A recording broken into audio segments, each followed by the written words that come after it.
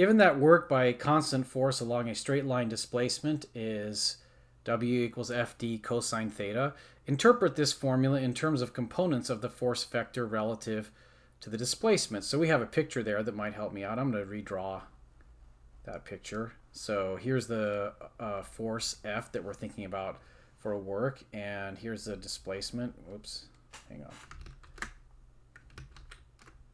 Let me make that a more horizontal displacement or something resembling that perhaps.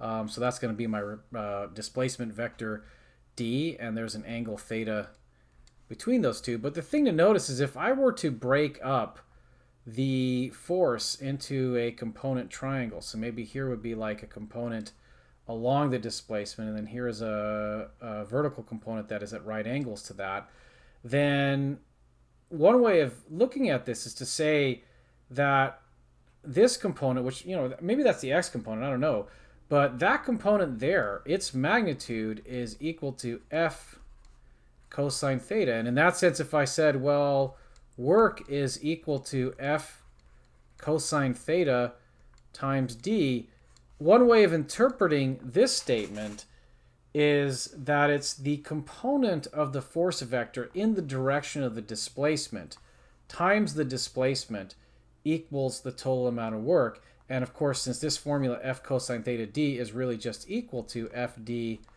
cosine theta, this gives us some more insight into why this is a correct formula, because really it's only force in the direction of a displacement that counts towards work. And in that sense, this formula is just picking out the component of the force that is in the direction of the displacement for calculating the work.